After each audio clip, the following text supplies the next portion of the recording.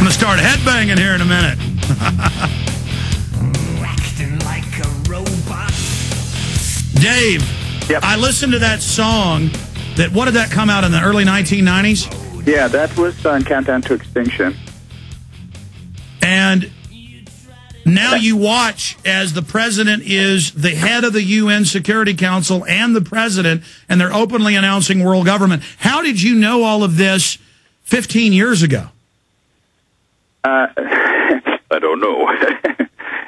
Lucky guess, maybe. Paying attention to the news, listening to people like yourself, other people who are thinking, for themselves, and they're not being led off to slaughter like mindless sheep. Amazing. Some stations just joined us. Dave Mustaine, the founder and guitarist and lead singer of Megadeth. Megadeth.com is the website. A lot about the band, what's happening, what's going on. But you got interrupted by the break. Let's get back into what influenced your new, very popular, out of the gates, just released album, Endgame. And you were getting into how they try to call us conspiracy theorists, but it's all now being announced. Dave Mustaine. Yeah, it's really easy for people whenever you talk about things that are controversial in nature for people to sit on the sidelines and point their fingers. So when anybody says anything that's controversial in nature, especially stuff that has to do with our government or any of the administration, what do they say? It's anti-patriotic, or they say that you're just a nut job, and to be even more insulting. And it's our nation was founded on people who think outside of the box, people who questioned authority, people who looked at things and said, I don't agree with this. Well, it certainly was. The cover of Endgame, a lot of people have emailed me saying, what is it? And I go, well, it's totally clear. It's a bunch of, and tell me if I'm wrong, like zombie slaves in concentration camp uniforms being marched off towards a pyramidal light, and there's stacks of the FEMA coffins that have been deployed all over the country at depots. And there's a bunch of flies basically feeding on the death surrounding it. Is that an accurate breakdown of the cover? That's really, really, really close. Everything that you said is accurate. There's a little bit more symbology there that you might not have noticed. A lot of the biblical stuff, like with the parting of the Red Sea and the people going through, there's also the barcode that's on their heads. If you look closely inside of the album cover, it has a larger picture, but if you look closely on the cover, there's what appears to be a mohawk going up the back of this guy's head. That's not what it is. When you get inside of the cover and you look at it, it's the barcode, because, they say nothing can be bought or sold without the mark, and it's going to be on your hand and your forehead, but nobody said it's going to go, left to right. How about if it's, fashionable, like a mohawk? And then the thing with the flies on the outside and the way that they're just waiting, that was one of the plagues that happened to Egypt.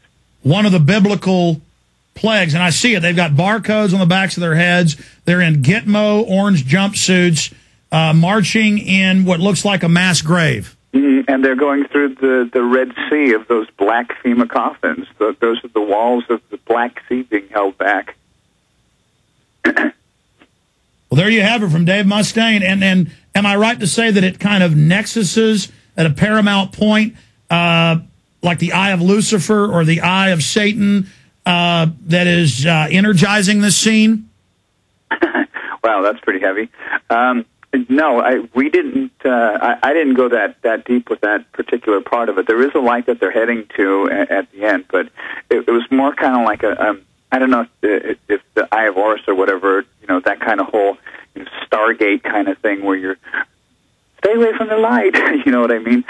It was just something that they were walking to. And it was just something that we, in blind faith, are walking to, and we don't even realize what we're walking through. Absolutely. Wow, what a heavy cover. And I've seen, doing some research for this interview and also checking the album out, all these people speculating what it is, and I looked at it immediately and said, yeah, those are people marching to their death. Yep. But amazing.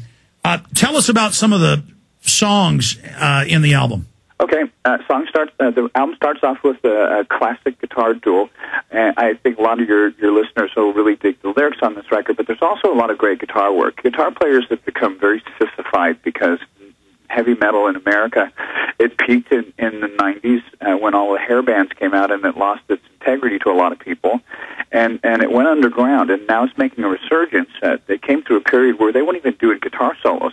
This record is full of guitar solos, and we start off with an instrumental that's just, lobbing guitar solos back and forth to each other, or volleying them back and forth with me and another guitar player. And the next song is called "This Day We Fight," which is influenced by the war speech that Aragorn gave in, or whatever his name was, in Lord of the Rings.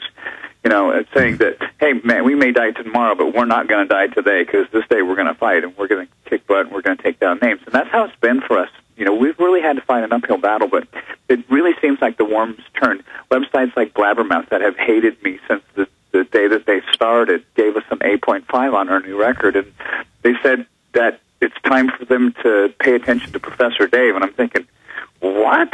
This is a website that whenever I would say anything, they would post a story about it and slam me.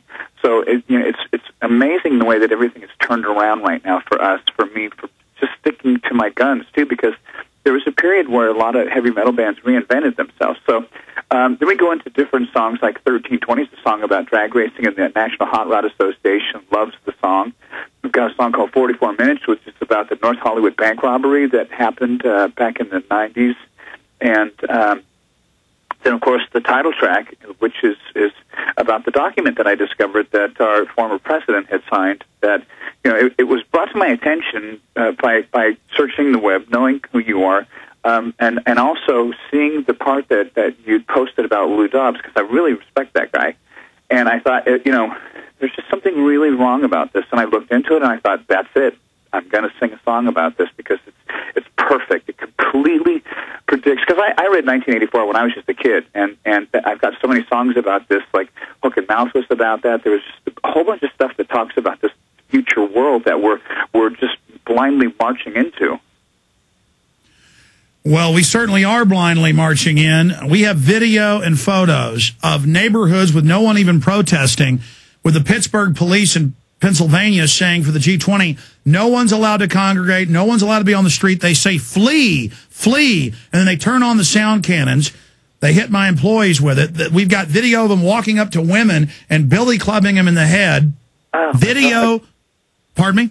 I said, oh, my God.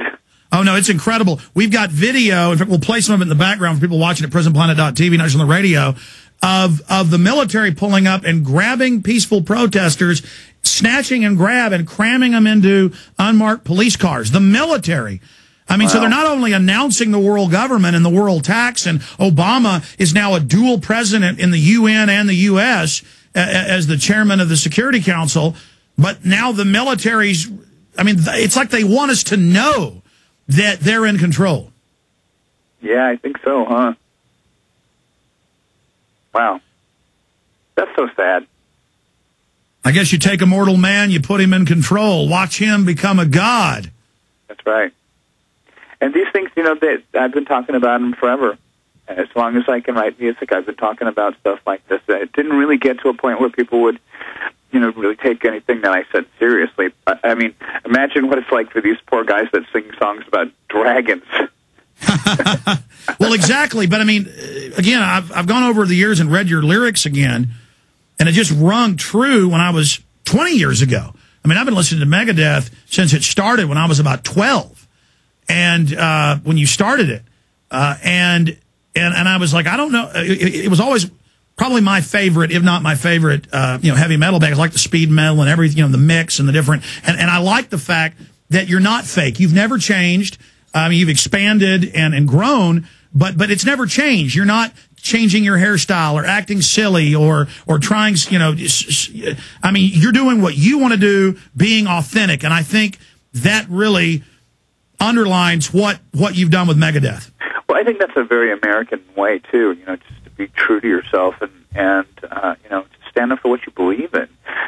It's hard for people to really stand up for what they believe in anymore because, if you do something like that, they'll vilify you. If you're doing anything that isn't status quo, it was hard in the very beginning to be open about my life, the problems I had, and to be open about, the band and problems we had, and people were not responding to that very well, but now at this point, I can always say that I've been sincere since the beginning.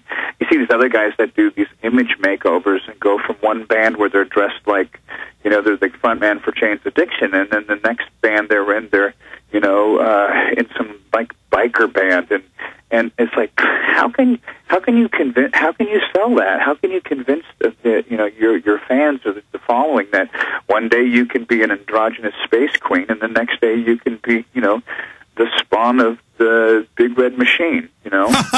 Well, again, you have been anti-New World Order, anti-global government. How long's Megadeth been around? 21 years? Longer? Yeah, it's been close to 25 years. When we started, wow. it took a little time until we got the first lineup and went into the studio to record. That happened. Stay there, Dave. Got to break again. Sorry to cut you off. We'll be right back. Amazing. Dave Mustaine.